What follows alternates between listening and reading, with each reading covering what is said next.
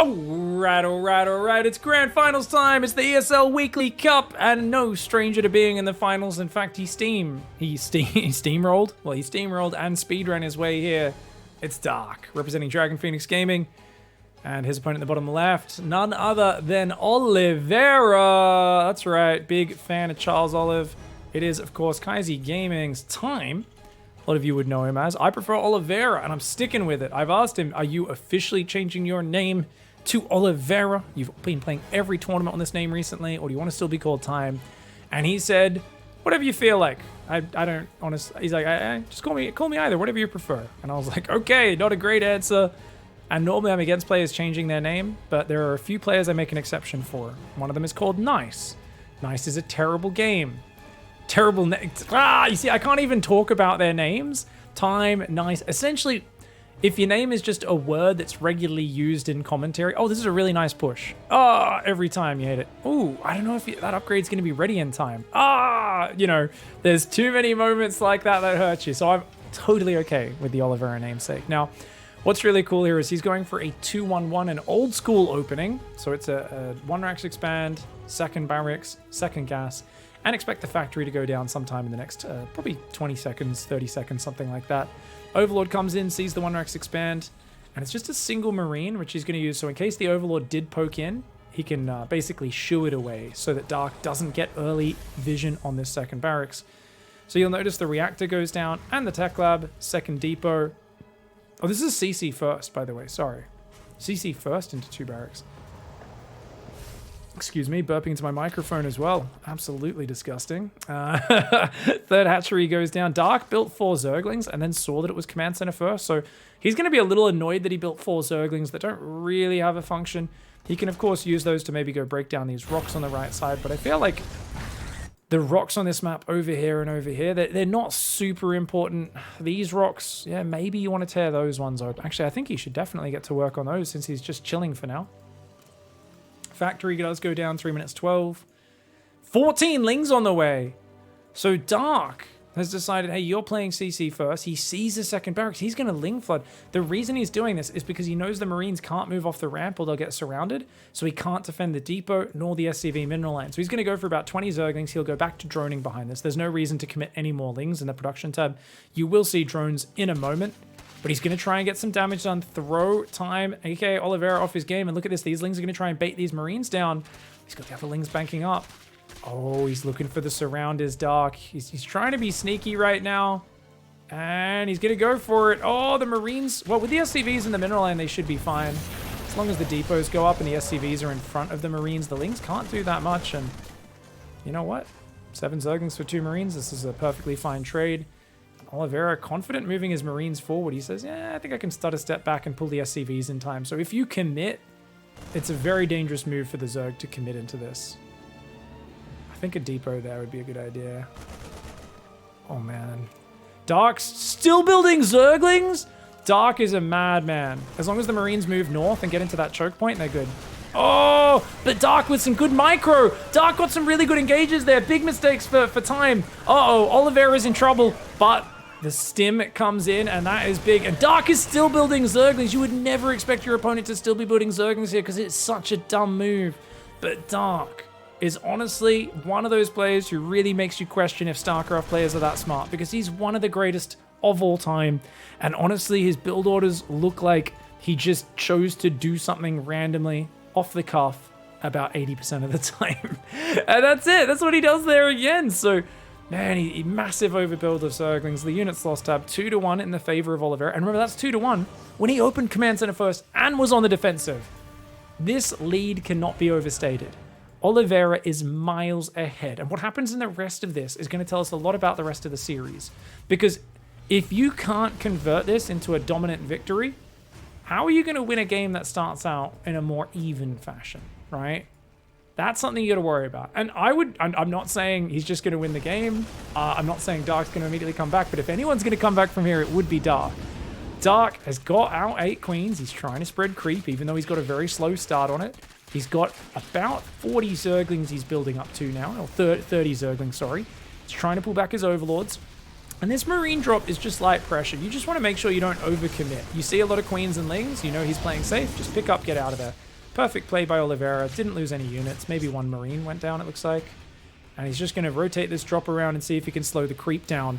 4th and 5th barracks is on the way. He's got 1-1 upgrades, and he should be floating that 3rd out any moment now as his production ramps up. Getting this 4th and 5th reactor going, very important, but he's already got his 3rd barracks, his 2nd reactor, so he can at least build 5 Marines at a time now. There's always a lull at this point when you're getting all that infrastructure as a Terran, where you're like, man, I really wish I had a bit more production. Oh, he's going to get a Queen. Does not have a free scan, though, to get rid of that creep. And the creep spread's very good. Dark is a god at coming back from behind. He does need to secure a 4th base right now, though. And he's going macro hatch first. He's only on 53 drones. Oh, sexy move. Very sexy move. Dark ambushes him there. He says, you can't be that deep in my territory. The creep allows the queens to come down. Gets one of the medevacs and a few Marines. So a nice little victory for Dark. As he goes back into droning, a 2nd Evo. And of course, with the lair finishing, he'll be able to start baneling speed in the near future. Oliveira's going to play a Widowmine style. He has a worker lead, which is a very scary thing when you're the Zerg. Because keep in mind, those reactors are just coming up now. So the thing is, you might say, well, what does that mean, Pig? What do you mean the reactors? Why is that so important? Because it's only when the 5 barracks are fully producing, the next minute or two after that is when the Terran supply skyrockets. He hasn't even hit that point yet, and he's already ahead in supply. Which tells us that he's going to be way ahead in supply over the next 2 minutes unless Dark crushes some engagements. This is a very scary position to be in as the Zerg. Now, combat shields did get upgraded. Oh, that Widowmine, not the best spready there from Dark. Losing 16 Zerglings. The drop tried to poke in the main, but the queens moved up. Remember, Dark is really good at defending drops and multi-prong and not taking big damage, but the damage he takes is bad because he pulls every single queen to defend, which means he misses a lot of injects. You can see those queens only now going back to inject his front hatcheries. This is a problem he runs into time and again. Oh, he leaves a Zergling, a Widowmine there. The Overseer walking away. He's got to respond to these Marines. Wow, Oliveira is everywhere at once. He's really active with this. Nice, picks up most of the Marines. The Widowmine gets a good hit. He's got an army on the south that can shove in as well, but the thing is, it's really hard to keep up with this creep spread. That's really buying just a big bit of just extra response time here for Dark. That being said, 1-1 versus just +1 carapace. No melee upgrade on the Zerglings. This 4th hatchery is in trouble. Lings and Banes should be able to save it, but it's going to get very low. Even focuses a couple Banes down. Does take 1 Baneling, but it only kills 1 or 2 Marines. And look at that creep on the north. If you could just scan this, that would be great. You can see he's pre-spreading. He's waiting for that energy. Finally hits 50 energy. And he's basically using every single bit of energy to keep Dark's map control back. Dark is able to dig deep into his mechanical, just god-tier skill set to try and get back in this game now. It's all about using the creep to buy time and just trying to catch Oliveira not watching his units. It's a changeling down there, not a real Terran unit. This scan misses the front tumors. Big mistake. Should have put that scan further back. So he definitely should drop another one. He does end up doing so. Leaves that creep tumor on the north, though. And Oliveira, he's got to not stall this out too much. He's up 20 supply. He's got a good position. Some unupgraded Hydras here. Widowmines are getting some good fights. But look at the way Dark's reasserting some map control in this middle area and on the bottom, and even keeping a bit of creep on this north lane, even while in dire situations. This is massive for him. Now, 3 more barracks did come up at the 3rd, which means the Marauder count's starting to grow. That gives a lot of tankiness to the Terran army. 2-2 will be finishing, and he's got a 4th command center finishing on location. So, Oliveira still has some good stuff going for him. A Widowmine gets a lot of kills there. It's up to 17 kills now. And we've got a Widowmine layered split push on the top and the bottom. So he's going to poke in on the top at first. He wants Dark to pull his units here, so then he can send the bottom side in. But if he's not watching, there is a Baneling there. Time, though, turns, shoots the Baneling down. Army on the top, lures him back. Dark just took a nasty Widowmine, and he just did not have the numbers to defend. He has to tap out. Bit of an anticlimactic finish. But I'll just show you guys those last Widowmine shots, and you can see he was trying to chase these units down this ramp, trying to fight in 2 places at once. Watch these Widowmines go off, and we can see a beautiful Widowmine. Another one, doesn't really kill any of those units, and losing the fight on the bottom as well. He knew he was done. Well, he started off with a bang, and that's what Dark likes to do. Dark wakes up every single Tuesday morning in Korea, and he likes to spam Zerglings, Banelings, and Roaches at his opponents. Sometimes it works, sometimes it doesn't. Let's see if he tries to just grind together into a bit of a cleaner game plan this time around. Dark now in the top right of Waterfall, a very small map. His opponent in the bottom left, Oliveira. That was Tropical Sacrifice, a map which a lot of Terran players aren't big fans of. I know Hero Marine doesn't like it, feels like it's really hard to get across and finish his opponents off on Tropical Sacrifice. So to have already won the Zerg map, I think that's very good for you. And you've now got a small map. Now this is a small map, and so many would call it a Terran map. It definitely is a little claustrophobic for the Zerg. Yeah, I think the top Zerg players have a pretty decent win rate on it. It's very hard for the Terran to defend a 5th base. This 5th base over here is really far away. And yeah, even just when your army's trying to defend this base down here, but then you're also trying to defend to this 5th base, like both 5th base locations don't feel great. This one feels a little bit better, but even then I feel like the Zerg often runs in, blows it up, and runs away. So you probably want to go Orbital Command Center if you take this one, just so you can lift it, so they can't blow it up with Banelings. Now that's of course talking late game interactions. Right now, we've got a Reaper on the way. Some other units coming on in. Overlord will see a normal expansion timing. And remember, it was a bit of a trigger reaction, right? A little bit, had his finger on the trigger, did Dark. He saw CC first. He was like, screw you, mass Zerglings, let's go. But you could see Times Micro was great. And I kept saying, hey, build another depot in the wall. Time was like, no. I'm going to build a 3rd command center and create a forward choke point for myself where my Marines can always retreat for safety. And Dark actually shoved his Lings in really well. Still got decent surface area on the front Marines. But he just couldn't get at the ones at the back. And once you stim Marines like that, they do really well. We are playing on the Korean server. Oliveira does like to play on that Korean server. I always figured Singapore would be better ping for a Chinese player. And it would handicap the Korean a little bit as well, since Koreans have literally 2 MS. Whenever I was in Korea playing in a team house, I had 2 millisecond ping to the server. It was wild. That was back before there was an Australian server in StarCraft 2. I'd never experienced less than 140, maybe 130 to the Singapore server, the Southeast Asian server that we played on back then. And it was like, I remember it felt like I was playing a different game. Like there was like, suddenly I was 9-pool pressure opening people and surrounding things with Zerglings and like all these situations where I had to set things up ahead and rely on the AI to take care of it. I was now able to actually manually control and get extra value out of my units, and it was really interesting and satisfying, because if you grow up playing on non-local servers, you do end up actually playing a different type of StarCraft. But both of these guys playing pretty good here. That's a quick 3rd CC. Did come down into the 2nd barracks, so it's 3rd CC into 2-1-1. Oliveira really enjoying just skipping going too heavy in the Hellions. Like he's got 2 Hellions and a Reaper. He's building 2 more, but that'll be the last of it. He's gonna pop it off after that. It's just 4 Hellions to try and slow the creep down, keep the Zerg guessing. Maybe they'll build safety Spore Crawlers, you know, in case they're worried about Banshees following it up. And then you just go straight for Starport, swap onto this reactor that's being built by the factory, build 2 medevacs. You've already got Stim and lots of Marines building, and you're back into the exact sort of game that you were planning to play last game. Of course, Dark was miles behind in that last game. And I was saying, hey, look, if Oliveira couldn't finish him off in a dominating fashion, then it was going to speak really poorly of Oliveira's chances in the series overall. But he did. He finished him off very cleanly. And remember, he's played Grand Finals where he nuked Solar's face off the other week. He's just looking very hot right now in general. It's a shame we didn't get to see him at Home Story Cup just last weekend, because Oliveira is absolutely tearing it up. But it's a pretty big ordeal flying in and out of China.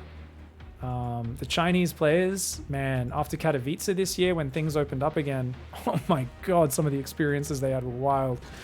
I think it was Time who ended up, because there was like a bunch of things, flights got cancelled and stuff, the airlines were still in disarray.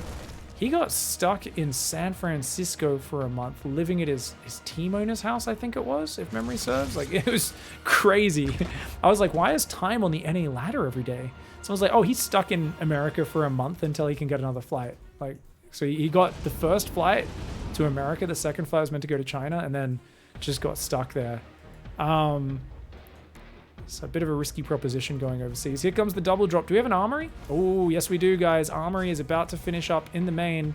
That has not been spotted. Dark only now is going to find out. He's morphing Banelings. He's also going Burrow. Dark bringing out all the fun plays. I love the way Dark likes to experiment in these lower stakes weekly tournaments that aren't the big championships. He always experiments, but oh my god, medevacs! Oh my god, Time! Oh, that was a really bad move. He should have boosted those medevacs over, picked up and got out of there. That was a disastrous set of micro for him. And even though it costed a lot of banelings for Dark, that removes a lot of the pressure and intensity in this game. And these Hellbats are so weak. And maybe he gets a drone or two, but I doubt he'd get too much. Oh, the medevacs are healing. And he does go for the spready. Oh, well, he gets 2 drones and a couple of Zerglings. Not too bad. Bit of mining time as well. He's got a 3rd command center down, going up to 5 barracks. And of course, those 1-1 upgrades are underway. Dark, though, has been given room to breathe. And when you give Dark room to breathe, he does what Dark does. He takes a 4th and a double macro hatch. That is right, ladies and gentlemen. It's Dark. Every pro gamer makes fun of Dark because he should be able to spend to actually spend all of his money if he just hit his injects properly. But because he puts all of his queens on one control group and just brings them over to defend any pressure from the opponent, he misses a lot of injects. That sounds kind of bad, but he's just better at shutting down pressure because of that than most Zergs, number 1. Number 2, if he gets the double macro hatch up, it doesn't matter because he queues up the injects on here and he's just going to have endless production. He's got a 5th hatchery on the right side. Now, he's not got a crazy worker count. It's still very even in that regard, but definitely a situation which isn't too bad for him. But I like this Overlord and the Zergling there. It feels like he's got too much map vision. Definitely something where Oliveira should be sending a Marine over to that ramp with a medevac, and there we go. Medevac spots it. He will finally get rid of that Overlord. If he raises... Oh, he doesn't lower the depot. There we go. He's like, die! Die, you little pervert! And chunks of meat do end up down there in the little park. But that's okay. Better than having him watch all of your movements. Still building tanks is Oliveira, but his building placement's a little wonky in the main, so they're going to have to be rotating around a little, but definitely not going to get stuck. He's got tanks on the high ground of his 3rd base, just clearing the creep in the middle, making it difficult, and you can see where these tanks reach to. So he's got kind of fallback points here. So if you do cross the river, you do end up in danger territory as Dark. A couple of Banelings going to burrow on the right side. 3 Banelings. I think that was just outside of Oliveira's vision. But he might retreat into that later. Keep your eyes on it. It's a small map. Small maps should be bad for burrowed Banelings. And yet I've seen a lot of players do some great things with them on this map. Hive is now on the way. Now, is he going to drop... If he wants to play Lurkers, he needs to drop a Hydra Den right now. Dark, much like Reyna, not one for efficient technical builds, though. He'll just sometimes decide to make the Hydra Den only when the Hive's done and go for the latest Lurker tech ever. Just use it for Adrenal. Right now, he does need to make 2-2 upgrades. Dark is not making 2-2. Ooh, he's got to remember that. I think he might just play Ultras. He might just play Lingbane Ultra. It's an older style, but it's a very good style. It never really was bad. Oh my god, these Banelings still sitting there, man. Looks like he scans on that left side. Army on the right. Not bad. Gets about 5 of the Marines. Not quite the big juicy that he was looking for. And that also should tip Time off to what was happening. I have a feeling Time might not have realized, though. He might not have realized what happened over there. He was clearly looking elsewhere. Tanks and Libs are building 2 tanks and 2 Libs at a time. Oh, this feels like Oliveira wants to get quite aggressive. And you know what? Libs will be so good versus Ultras. And getting the tank count up really high is great versus Lurkers. I mean, it's good versus just about everything. Tanks are never a bad unit. He is lacking Widow Mines, though, against what is an immense amount of Zerglings. 25 Banelings. Oh, if he had some Widow Mines or something in there, I'd feel a little bit better for him. As it is, it's all going to come down to positioning. Nice engage for Dark. Slows down the push. Gets rid of some of the units. Sensor Tower spots a giant run by. He's going to have to lift the command center and run the SCVs. Run the SCVs. Okay. No. Okay. Liberator's going to siege there on that left side. I definitely want to see that rewalled for Oliveira. Builds 4 depots to rewall it. Oh, the Marines run into the Banelings on creep. Nasty trade there. Nasty trade. Very good for Dark. Still a tank here. A few Lings are getting picked off. That takes the wind out of the sails. 2-2's about to finish, and he's got a bigger... he should have had a bigger army right now, especially with the 2-2 and the Carapace, Adrenal Gland, sorry, so delayed there for Dark, but Liberator harassment goes down. You can see the tanks are very exposed. That's what I was worried about. The Lings are just going to rampage over the tanks, and that is exactly what Dark needed. A few of the tanks do survive, but keeping that number low, and Oliveira's Marine count is so just reset at this point. He's finally getting to 8 barracks. But he's had the wind taken out of his sails, and yes, you're going towards a 5th. That's very nice. It feels to me like Dark has all the freedom in the world. He's going for 3 Vipers. He's still playing nothing but Lingbane. He's not transitioning into any Hive Tech. I told you he's like Reyna. He doesn't care too much about the Hive Tech. He'd rather just get it done with what he's got. if he thinks he can. Now that's really dangerous because +2 vehicle weapons is on the way. Oliveira absolutely should be building an extra factory just to mix some Hellbats in. Get Blue Flame, +3 is not far away, and that could be amazing. Oliveira's got to be a bit more methodical. I don't think he can move all of his tanks like this. There's still Creep Tumors there giving vision. That queen, he wants that queen so badly. Just trying to dance right now. That queen? No, he's not going to get it. He's trying to bait Dark into fighting into the tanks. Dark is not taking the bait though. Here we go. Here we go. Dark coming down that left side. Tanks getting some good shots off on them. The Marines on the right side do get blown up by those Banelings. We've got Creep knocking on the door on the left side, but going to a Siege Liberator always feels a little bit awkward when you don't have much mobile anti-air. Marines on the right side doing some nice spreadies, trying to get the engagement going. The tank Lib in a beautiful giant pre-spread, and Dark is looking like he's ready to go. Oh, Vipers are here. That's a big problem. That's a big problem. If he can land the Blinding Clouds and the Abducts. Here we go! Dark's gonna go for it! Giant engagement coming in on that right side, but the tank line goes back for a long way, and the Lingbane is not very spread out. That is a killer Blinding Cloud, but is it going to be enough? It's not enough to take out the entire army. Time maintains position, and that is dangerous. 3 Ultras, 54 Zerglings, 7 Banelings on the way. Time, though, does not have the reinforced capabilities of his opponent. He's building 12 Marines at a time, as well as 2 more command centers. So he's trying to keep this on this mid-game army, but remember, Dark is already remaxed. Dark has 90 Zerglings, 3 Vipers, 10 Banelings, but the Viper energy will take a little while to regenerate. He's gathering it off those hatcheries. Of course, the Vipers sucking energy directly off the hatcheries. Their vitamins are low. They found the salt lick. They're licking that stone, going nom nom nom, get those minerals back in me. And there we go, Marines going after the Queens. He's got 2-2. The Queens don't have attack upgrades. They do very little damage. Here we go. Here we go. Oh, Dark's looking for those engages. He's not quite finding it, man. Time is doing this very nicely. We've got the Brood War Ultralisk skin, the coolest looking Ultralisk skin in the game. When I say cool, I mean hilariously kind of bad and awkward, but amazing at the same time.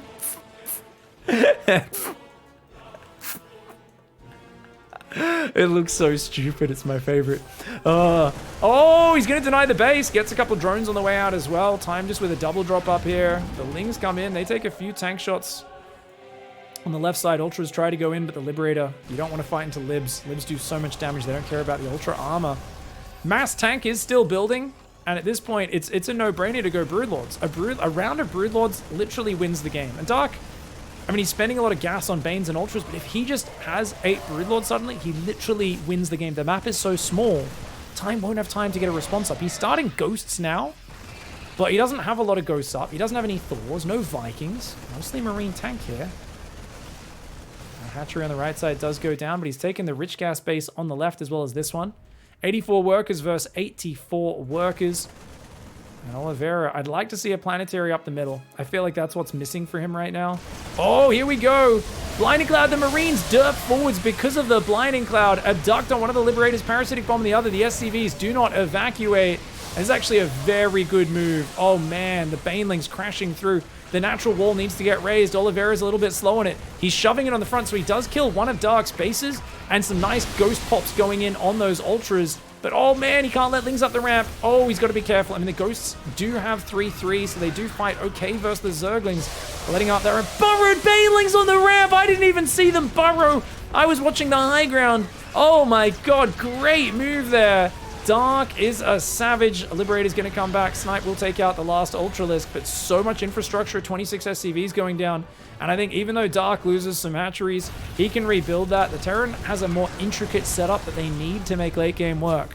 Whereas the Zerg, it doesn't matter. As long as you got hatcheries, it doesn't matter where they are. As long as you got your tech in the back of your base all alive, you don't need a lot of space for that. The Terran needs a lot of space. They need a lot of add-ons, wall-offs, layers of defense.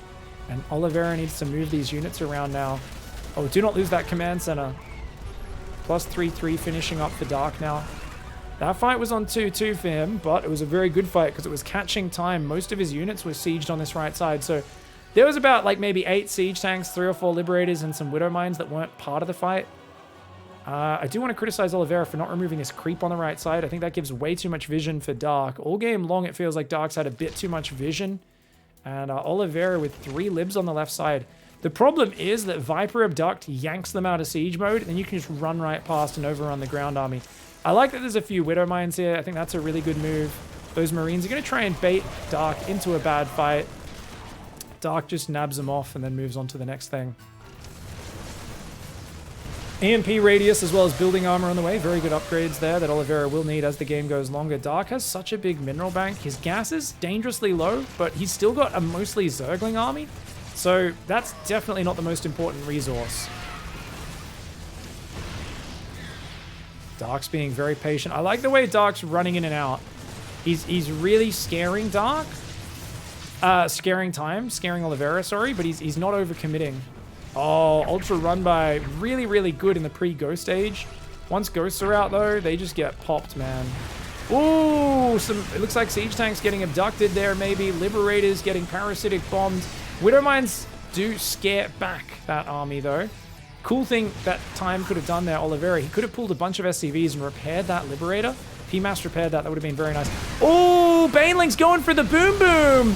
Oh, that's a big juicy. That is. Even gets one or two of the ghosts down here. The ghosts are forced to cloak, draining even more of their energy. Now, obviously, he can just lift a command center out. These are not cheap trades. Dark is spending a lot of money, but it feels like he's really damaging the mining of Oliveira. Now, Oliveira has 6 orbitals, so he can drop mules like mad, and he's transferring workers over to that right side. He's moving a new orbital there, but that's not a planetary anymore. And it feels like he doesn't have the unbreakable position that Maru would have in this scenario. And finally, 7 Corruptors coming in. Now, he's just going to use those to kill the Libs. He's not even going for what I was talking about earlier. SCV repair. SCV repair. The Libs getting parasitic bombed into, abducted, and taken down. Oliveira's going to push that right side, though. The drones should all burrow over there, and they are going to try and burrow on the right side of the mineral line. I don't think Oliveira realizes because he's getting evacuated on the left side. He does have a tank on the high ground, which will eventually push those queens back. Army on the right finds it. Oh, he finds them. Oh, quite a few dead drones there. Only a couple of them get out. 11 workers going down. Don't know if Dark cares too much, as there's not that many resources left on this map. They've both done a very good job of mining it out. This base on the right's died so many times, it's very fresh. And I think Oliveira has his eyes set on it. Likewise, Dark wants to mine this base out. He really should transfer as many workers to this base as possible. I've criticized pro players for, in very turtled games, not moving their workers forward. But this game's been so action-packed, I can't really hold it against him. Big Widow Mine hit to start, but the other Widow Mines have not really found the mark just yet. Oh! As I say that, a giant one lands. I would have liked to see some snipes on the Banelings there as well. But my god, a lot of Lings and Banes just died to Widow Mines. This creep spread is amazing. He's even got a burrowed Zergling over there, blocking it from being re-expanded to. Mass Ling Ultra is on the way, but Dark is almost out of money, and he's traded 8,000 resources less efficient. The tank and the bunch of bio coming forward. He knows if he can deny this gold base, he's got it. It's a dangerous move, though, and I think Time, aka Oliveira, may have gone too deep into the Zerg territory. A lot of his units get busted down. Killing that base would have been huge. But after that army gets pushed back, I think he feels a little bit of regret, realizing he probably should have slowed it down. Now, he's got +3 Blue Flame Hellions, but oh my god, he's losing 1, 2, 3 mules. 2 mules do go down to a Zergling run by, and those Zerglings are pretty much free for Dark. So anytime he can get those mules, that's going to slow down the income of Oliveira. Oliveira's still got most of his defenses focused on this right side. He's kind of given up on this base for now. I'd like to see some Liberator or Harassment, something hitting that left side. But with 7 Corruptors out, it's hard to get that going. He scans, he sees the Corruptors, and with the Greatest Fire on the way, that's very important. A couple of Thors starting up for Oliveira. He knows he needs some just basic anti-air defense. Ghosts will help with EMPs and snipes. He needs something else as well. Alright, does take out some of that. Ooh, a bit slow on the pickup. Gotta be cautious. There's so much going on. It's easy to lose track of things. Dark still has this tumor on the right side, and he's got creep very far forwards on the left. This is awesome.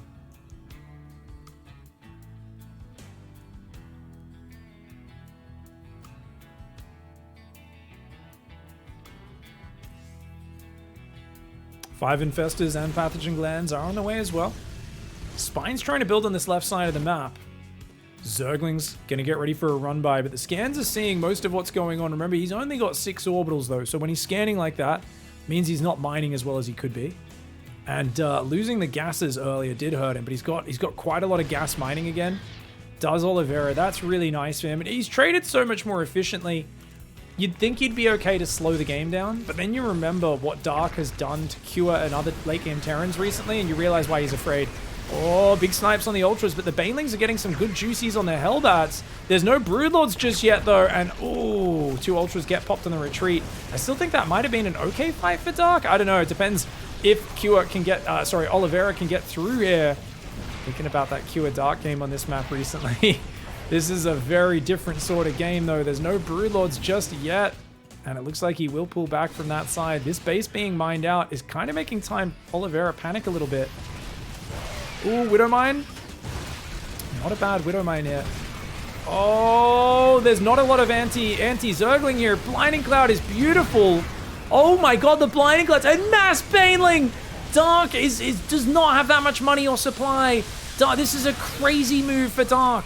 It's a wild move, but look, he's got Infestors there as well. Dude, if he fungles these ghosts and turns the Banelings around on them, he might be able to get him. Gets one great fungal. Gets a... Oh, but that one doesn't... That one whiffs. He does start on burrowing. The ghosts are getting banged, though. The ghosts are getting banged right now. The Ultras do go down. The Baneling's spreading out. The Overseer goes down, which means Dark does not have detection. He doesn't have detection. This is Dark's vision. Only as the ghosts run out can he get them. He gets a few of them with the splash, but this is such an expensive trade. Oh, my God. And guys, this is a reminder. You know what? A lot of lower level players would have seen that Zerg army, the size of it, and said, this is unfair. Look how bullshit Zerg is. But Oliveira said, if you're making this army and attacking with this, you have nothing else. I just need to not lose everything. If I can hang on and spread out and just make it somewhat efficient, this is going to be so bad for you. And that's why he's up 11,000 resources. Dark, remaxing. Oh, sorry, not even remaxing, but rebuilding packs of Zerglings, which are trying to rampage through the economy. But he needs some more damage. He's down 30 supply. Dark threw away so many Banelings this game, and he did not find the critical damage. He did not break the production. This is absolutely wild, man. This is a messy, messy, crazy game, but Oliveira's shown he can play late game with the best of them. Those Widowmines keep recharging, but Dark knows about them now, so he spreads. No defense there. Oliveira's trying to push the last mining bases of Dark, but that means his own economy on the right side is left completely bare open. A huge mistake for Oliveira. Oh no, Oliveira is losing both bases on the right side, meanwhile trying to push into Infestors and Ultras, which is very hard to do. As a result, he loses 25 SCVs and has to lift 2 orbitals. His income pushed back to just basically 1 base. He will kill at least 1. He'll kill both the Dark's mining bases. So it is a trade. Dark only really has these 4 mineral patches there, 2 mineral patches that are about to mine out in this top base as well. And he didn't lose too many units, Oliveira, so he's still ahead. It just feels like when you're ahead, you'd rather keep your income and your mining going more than anything else. Now, he's going to try and reestablish that right side of the map. Dark is broke. He's going for Neuroparasite. He's realized, oh, I never made Neuroparasite. These Infestors, man. I've been trying to... He's probably tried to do it on the Ghost. Probably tried to Neuroparasite a Ghost and get it to snipe the other Ghosts. That's a move Dark loves to do. He even said in an interview during Pigsty Festival that he feels he has the best spellcaster usage of any player in the world. And some people are like, wow, confident much? Like, Jesus, you know, like, not too humble are you? And when people say that, I simply say, have you seen this man? This man literally has a villain's mustache these days, Dark does. He's handsome as shit, and he has never shown an ounce of being afraid to state how good he thinks he is. And usually, those statements end up being something to the effect of, I'm the best in the world, wait and see. I will smash everybody in this tournament. If you ask Dark to say something to his opponents before a tournament, it's not going to be, oh, I don't know, he's really good, I hope I beat him. It's always going to be insulting his opponent a little bit, talking about how great he is. He's a beast. Now, there's a crazy number of Hellbats mixed in. 13 Hellbats, 3 Thors, 15 Ghosts, 15 Marines, 8 Marauders, and he's still building a lot more Hellions, realizing that Dark's been so Zergling heavy. But he's grabbing his whole army and moving forward. I hate this move. I don't know why he's, I mean, it could work. He's pre-spreading pretty well. He's trying to just close out the space and the room that Dark has to breathe. And you know what? The way he's spreading his army, this is actually really well done. Already getting 18 drones here. Massive damage in of itself. Oh, Neural Parasite lands on one Ghost. EMPs a few of the other Ghosts. Neural on the Hellbats. They're actually killing the Marines and Ghosts. Nice fungal Neural combo. But the Thors on the ramp are doing so well. Dark running into the meat grinder, and Oliveira slip, slap, slop. And he just chucks that Zerg into the ground. 2-0 lead. Dark's going to need to win 3 in a row. All right, guys, he knows he needs to win 3 games in a row, so he's going to try and start it with a 14-14-14 build, guys. This is the everything on 14 best proxy roach rush in the world. It's Dark. He's going 14 hatchery, 14 gas, 14 pool, and then he'll take a second gas and start building roaches and ravages from the front. This is a beautiful build. I'm not sure if he's going to go overlord or gas first, but notice you're doing this all without building an overlord. That's what makes this hit so damn hard. Now he starts the overlord. I would expect the second gas to go down in a moment, and there we go. Yeah, beautiful build order. Oh, he's not. No, he just does an extractor trick for now. Interesting. He could do this on 1 gas, in which case this is more of a pressure, but in that case, you shouldn't be doing it on 14 supply. So I do think he's going to take the second gas in a moment. If he doesn't, I'd be very surprised. Oliveira in the top right, not scouting on data C. He's going Reaper, low ground expand. Problem with this is that's 70 seconds away. Roach Warren, it's going to go down right now. That takes 39 seconds. He's going to immediately pop a Roach and go in. And even before that, he'll rally 2 Zerglings in and try to delay the SCV. If he can delay that by about 10 seconds, that'll buy time for the Roaches to run in and kill it. Now, the second gas only just went down. This is a very late second gas, and I'm going to call it. I don't think Dark's practiced this build very much. And you might be like, what are you talking about? Pig, he's a former world champion. Guys, he's a former world champion whose builds are some of the sloppiest builds I've ever seen. It's just the way he plays. He makes it up on the fly a large amount of the time, okay? And I don't think he realized that he needs the second gas earlier than this, because it might just barely be enough gas. We'll see how it goes. 2 Lings there, already forcing some units down that command center. It's about 25 seconds from finishing. Reaper comes home as well. Has he seen the creep spread? He has not. He has not seen that creep spread. So he has no vision. That pulls the Reaper. He still doesn't know about the proxy hatch. Oh no. And that means, yeah, he's going to spread creep and the Queen's going to walk in. The question is, can he get that SCV in time? I mean, oh, bunker's going up on the high ground. So he's playing quite safe. If he can get the bunker up, he will be okay, especially if he can get the command center back. Oh, he's making Ravages straight away, which means the command center will finish. He comes in, he sees no expansion, immediately goes home. Marines are on the way. He's going to build a tech lab on the factory and a starport. He should build a backup bunker here if he can afford it as well. SCV's trying to come in. Oh my god, get on the bunker, get on the bunker. He's going to need to repair that bad boy right away. He needs to pull more SCVs to repair. More SCVs to repair right now. Another SCV gets biled down. Oh no, Marines popping on the outside of the wall. The bunker goes down. Oliveira pulling SCVs too late, and he has to tap. Oh, he could have held that if he actually managed to get a few more SCVs there to repair. He was still up 3 workers after losing 7. Shows you how all in that is. But Dark, surprising with a dirty build, gets a point on the board. All right, well, he keeps himself alive and gets a point on the board there with a very cheesy game. The aggression just doesn't stop from Dark, does it? Game 1 with the crazy Ling Flood attempt. Now a Proxy Hatch Roach build. And we're going to find ourselves on Stargazers, a very, very big macro map. Oliveira's in the top left side. And it looks like, let's see, is this... Okay, it is a barracks. For a second, I thought he was going to go command center first. But no. Just a barracks gas opening for Oliveira. No SCV scout just yet. Hasn't been a big fan of doing the SCV scout, has he? Much like Beyond, I feel like. Oliveira, Beyond don't like doing that scout. Dark, of course, I don't know how he plays Stargazers, just because this is a very good map for Terran for splitting the map. Like, it's very difficult when they start pushing through this north side of the map, especially since they can drop this northern base very easily.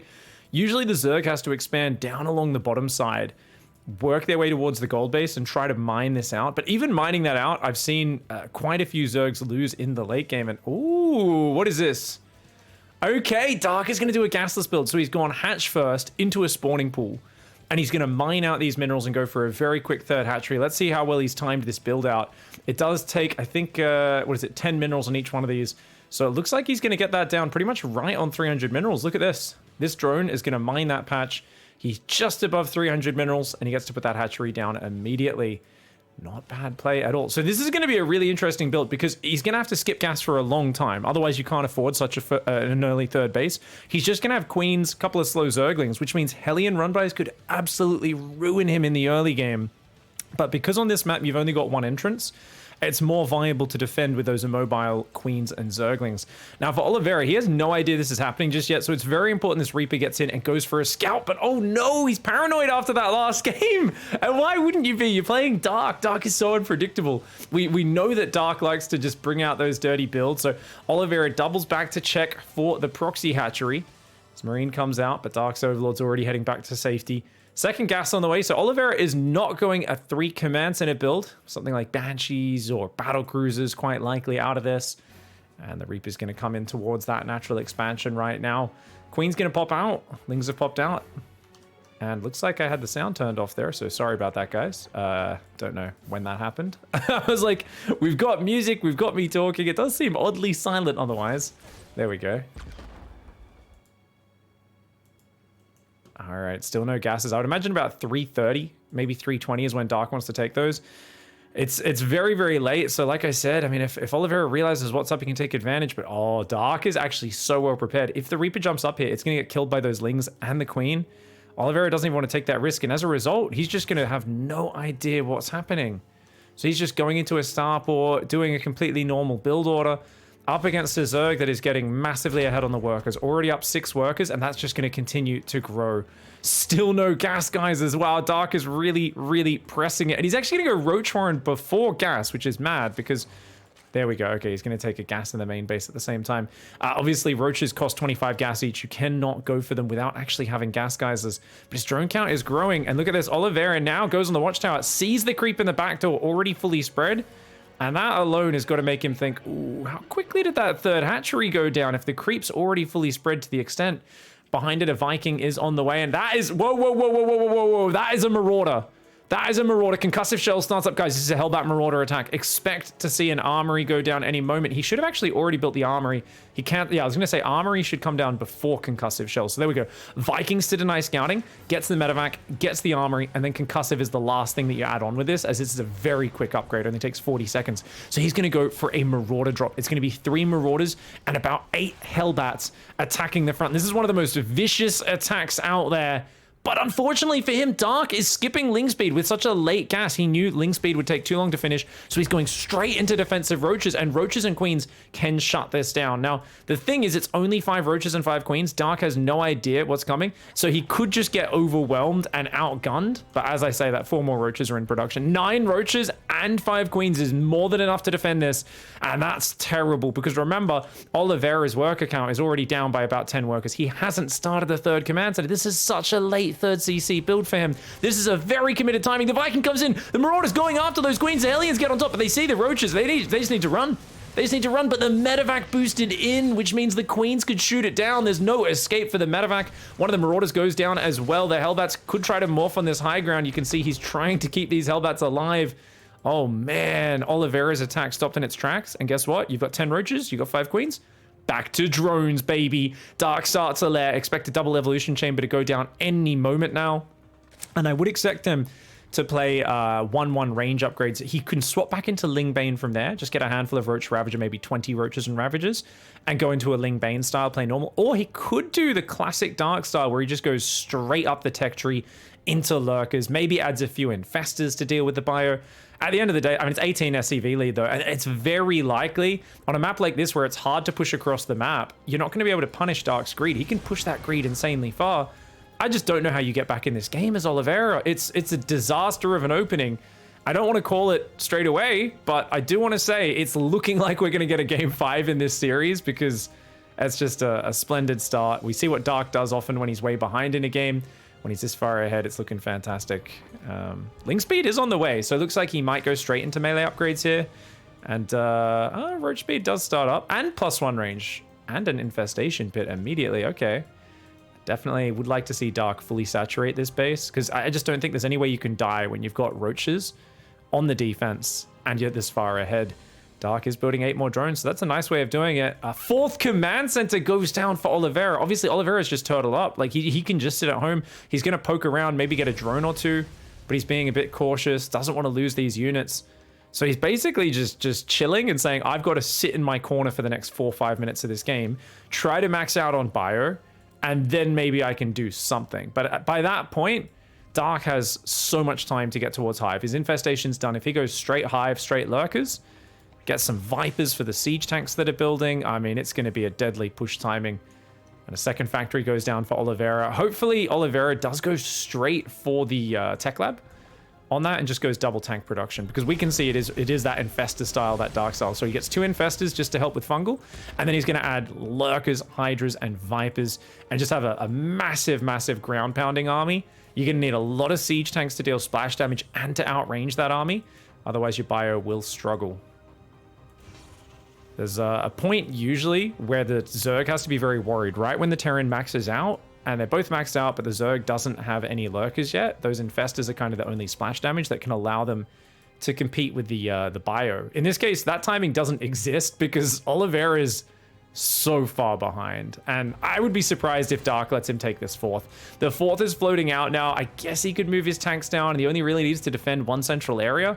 But Dark could push forward. Interestingly, he's added a lot of Zerglings, though. 60 Zerglings. Now, that's a very weird choice. I think it's because he's saving his gas for the lair.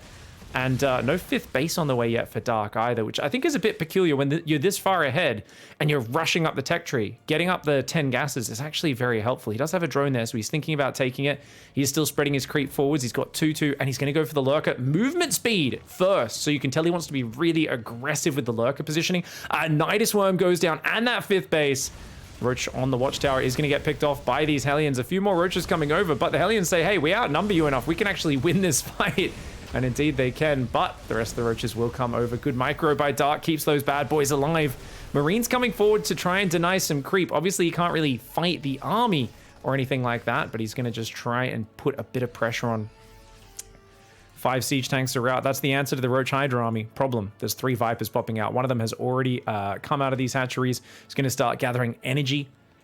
And with the Zerglings to absorb that first tank full. If Dark can make a bunch of lurkers, he'll be good, but he's making 26 more lings. I think that's the wrong idea. He doesn't actually have many Hydras building. He's only making 2 lurkers, so Dark should probably be throwing away some of these lings. He's got mass ling in the back.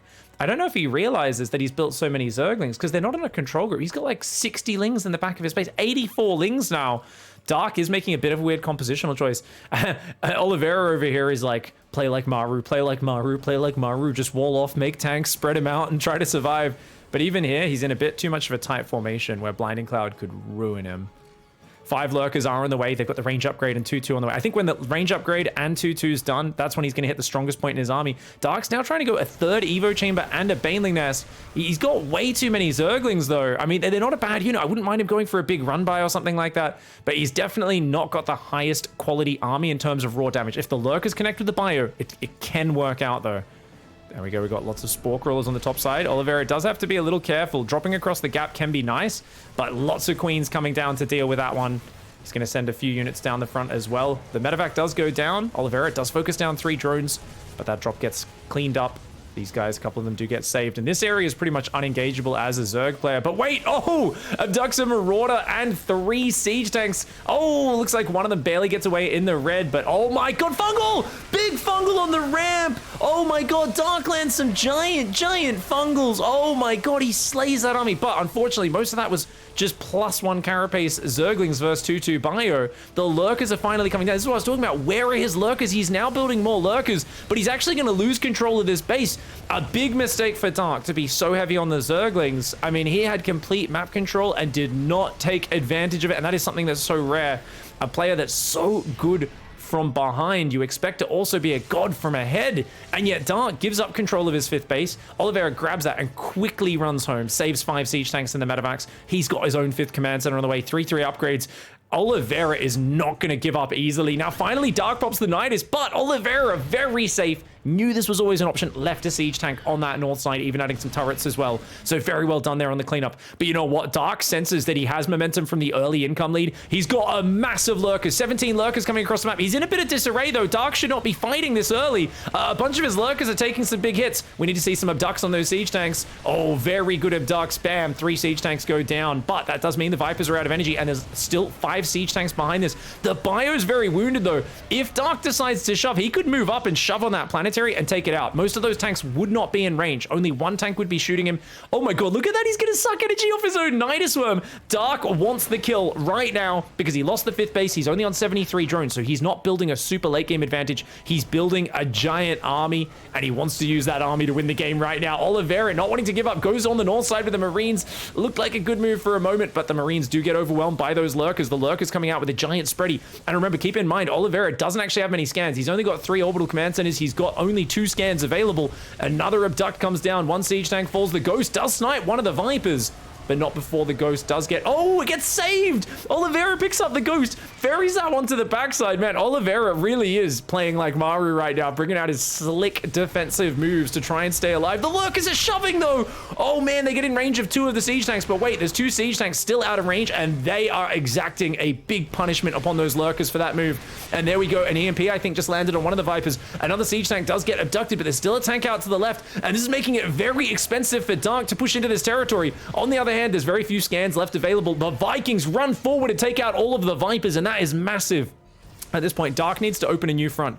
If Dark can get an Overseer around the left, he could go in and start popping Niduses there. But it's not going to work on the top side because that tank is still there, remember. Oh, the Lurker Ling is just shoving. Dark needs to back off from this. Oh, wait, the bio's very low. The bio's very low. This might work out. Oliveira uses, I think, his last scan there. Does get rid of these Lurkers for now, and he does push back Dark. Dark pops another Nidus, but it's still in the same spot. If he runs in, he could put it next to the tank, and then it would have to unsiege to attack it because, of course, siege tanks have a minimum firing range. This command center is looking like it's going to get taken down. Let's see if Oliveira can defend it in time. Ghost coming forward. He's going to take him out. Very nicely done by Oliveira. Cleans that up. Gets his 5th base established. But you know what, guys? He's almost out of scans. He's actually so low on scans right now. The pressure is up. There's 1 scan about to come on. He just got energy for it. This Lurker's just harassing him.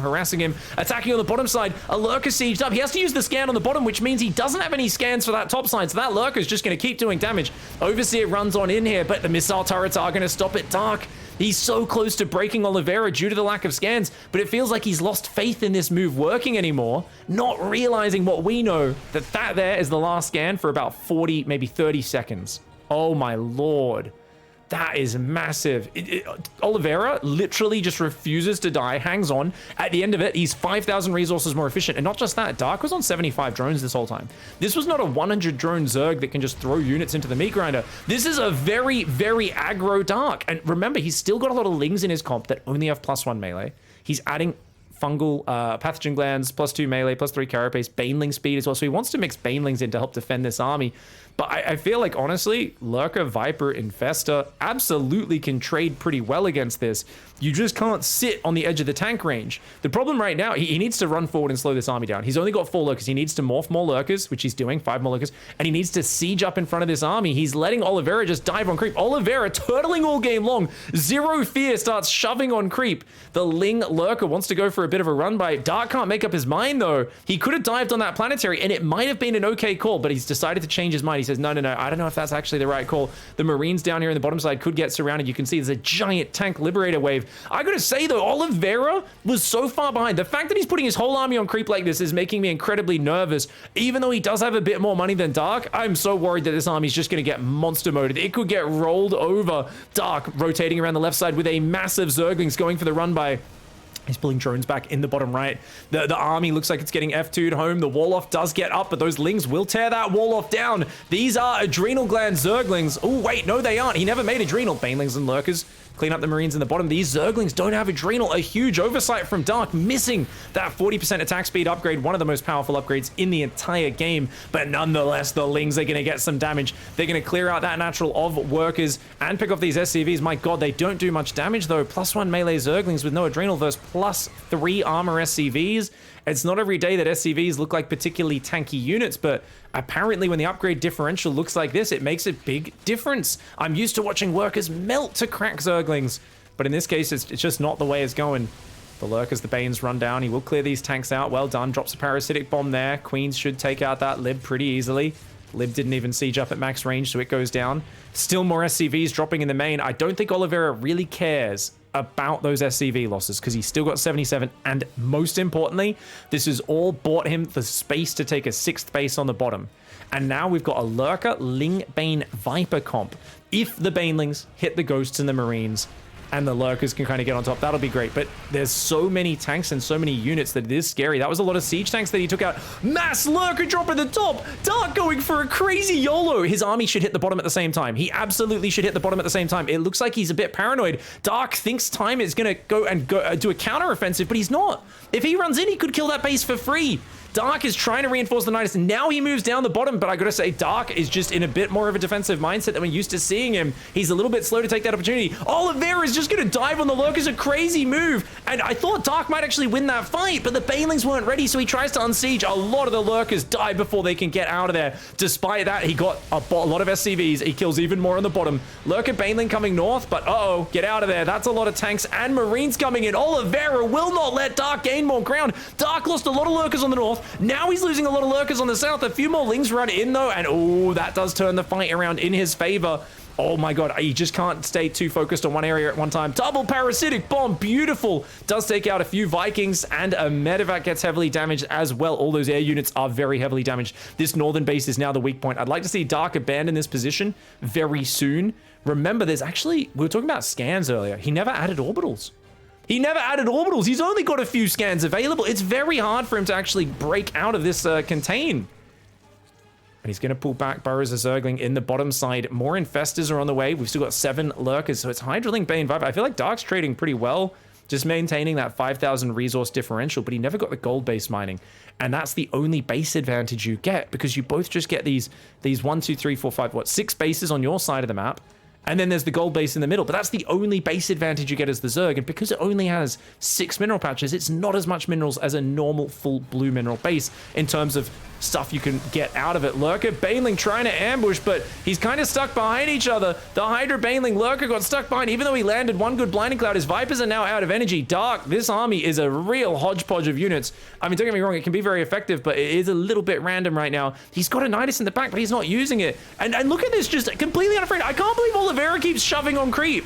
What an absolute mad lad. He's down 30 supply right now. I can't believe he's shoving into this with just no fear, but he seems to be catching Dark off. Oh, as I say it, oh my god, cast a curse. Fungal landing in the midst of his bio, yet most of the units survive, and he instantly spreads into a giant 180 degree concave, a beautiful arc of units. We've got lurkers coming from the right, lurkers from the south. I still feel that time could potentially swarm over this, but just the momentum of Oliveira's push keeps meaning units are bleeding in before they're ready. It feels like Dark is disorganized in this game and struggling to do it. He never got adrenal glands. These Zergling run-bys aren't doing much. He's gonna go for the push on the front. There we go, giant push, but it looks like EMP's landed on the Viper, so no Blinding Clouds available. The Ling's doing all right against the tanks. Does he have enough Banelings, Hydras, and Lurkers to follow through? Looks like his Lurkers got left behind. He's only got 3 Lurkers left right now. He's gonna come north with those, but if the Ghost can snipe them, that's gonna be the last line of his defenses going down. He needs some Banelings and whatnot. The Vipers have not got energy. The tanks are moving forward. I cannot believe it. Oliveira was down about 50 supply in the early game,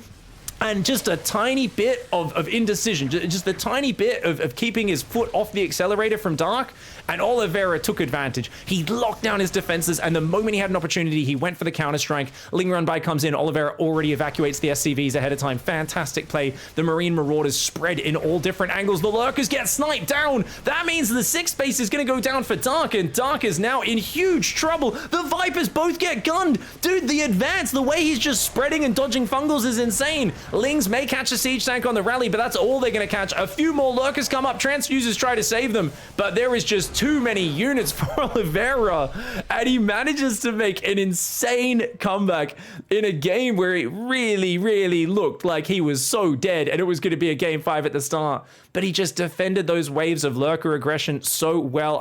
Special mention of that siege tank, which denied the Niduses in the back door for a long time.